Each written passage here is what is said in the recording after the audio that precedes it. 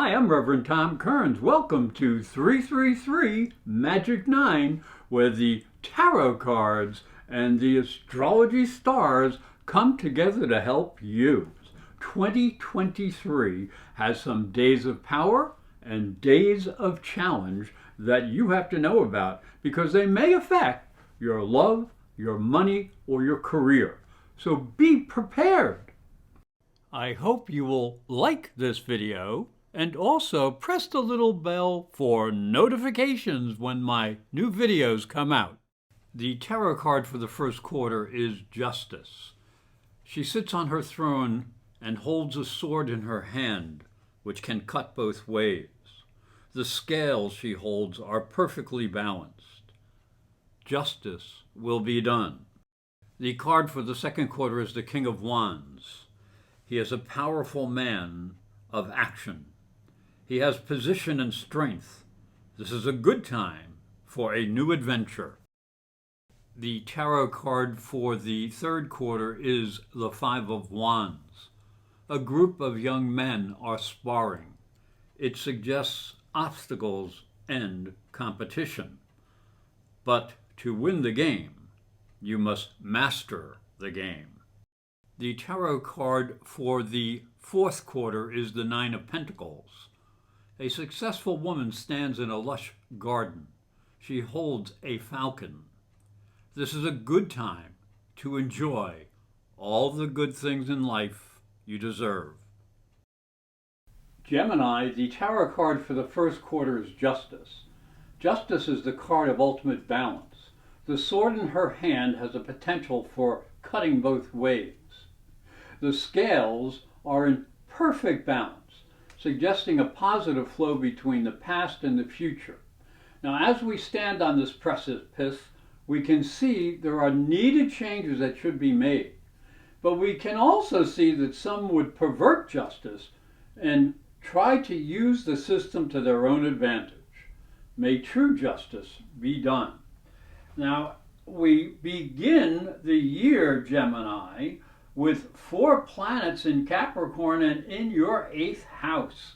Now, this is a great time to look at what you need to change in your life when it comes to investments, sensuality, sharing yourself intimately, and just feeling renewed.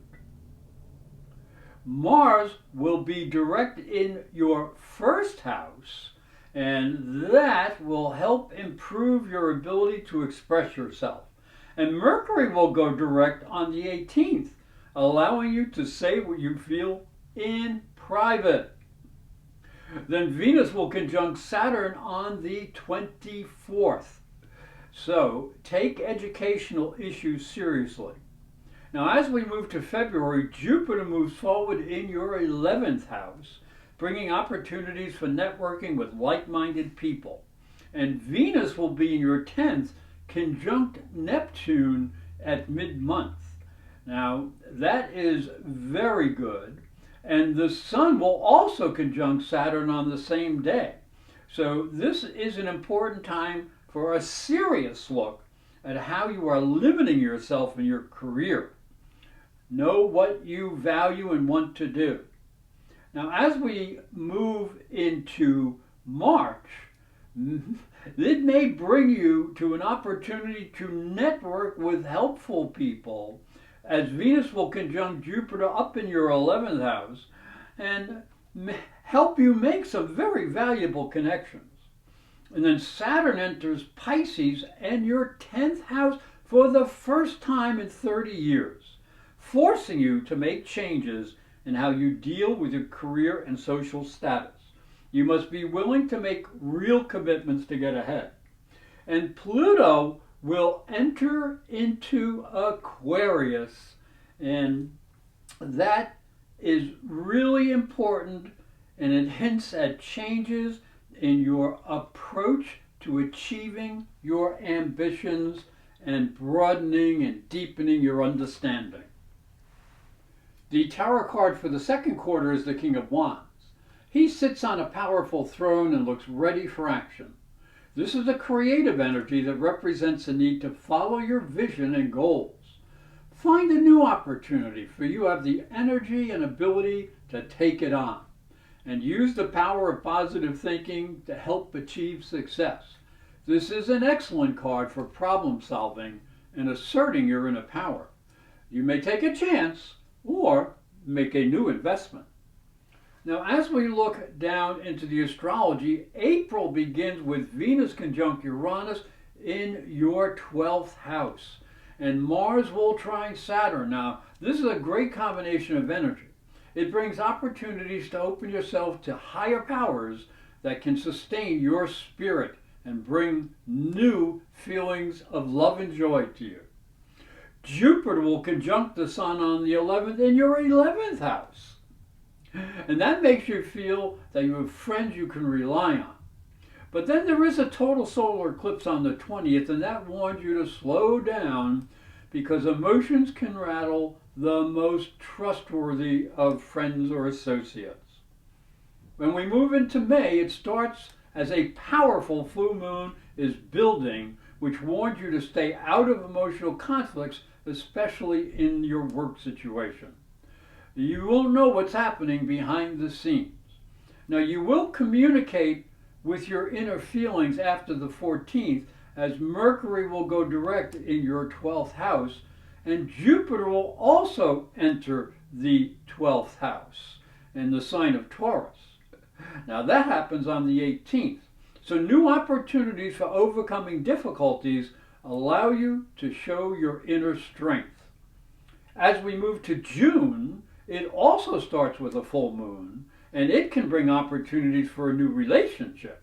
But be careful on the 5th, when Mercury conjunct Uranus brings unstable energy to your deepest feelings, and add to that Saturn going retrograde up in your 10th house.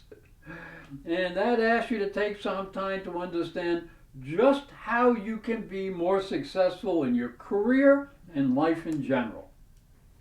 And Pluto will return to your 8th house, and that asks you to review your intimate relationships and any financial commitments that you have made. The tarot card for the 3rd quarter is the Five of Wands. It shows a number of men sparring with each other. This may not represent an actual battle, but rather a practice session. It represents that there may be a competitive situation or some type of obstacle in the way of your success. You may have to make some adjustments so you can meet the challenges of life. If you are willing to learn, you may yet win the game.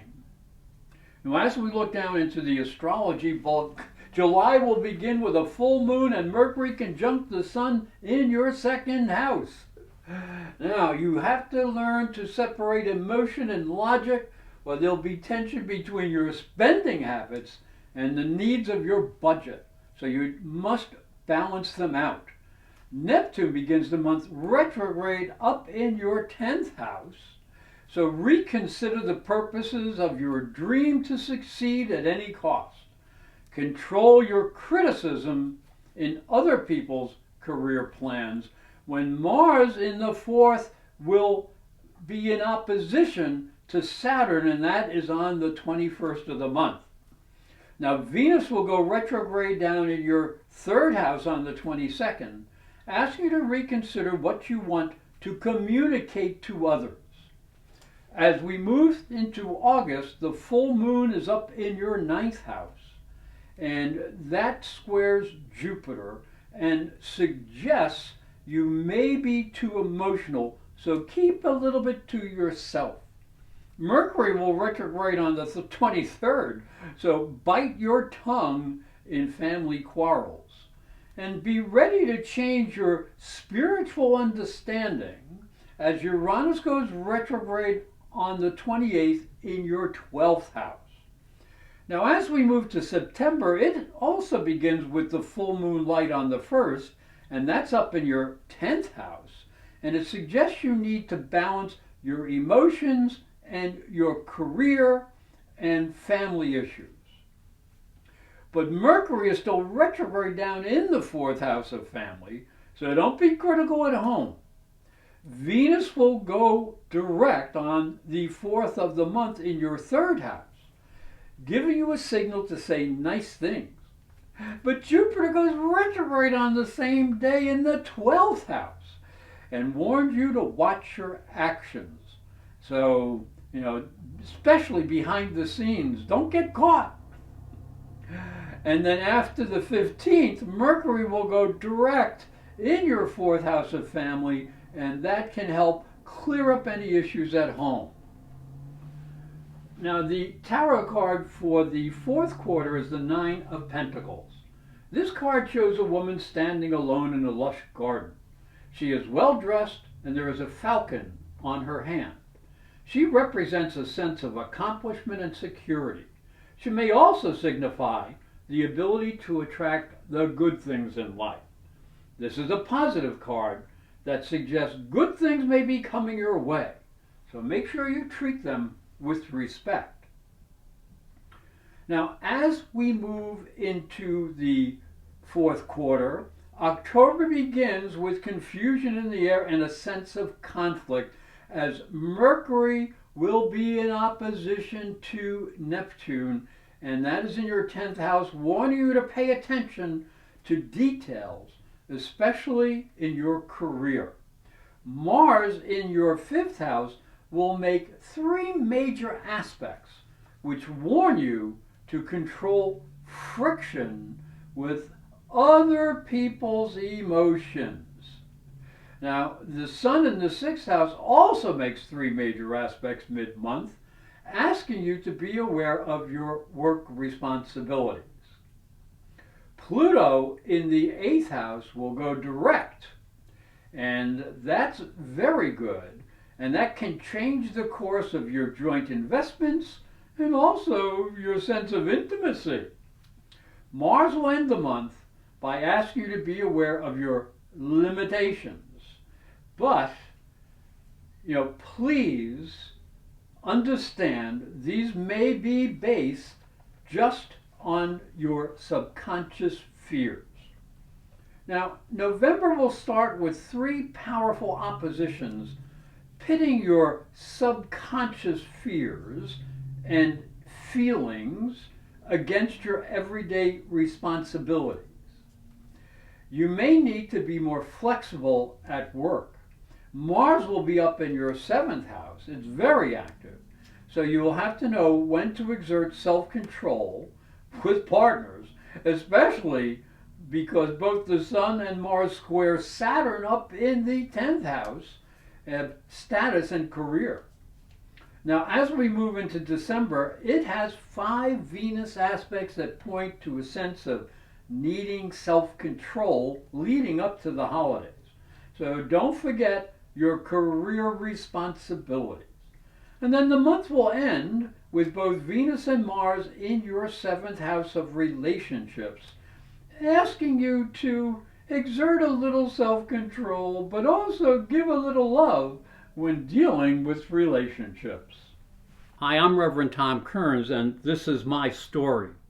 If you are a spiritual seeker, it may help you on your journey. I believe your spiritual development is as important as your religion.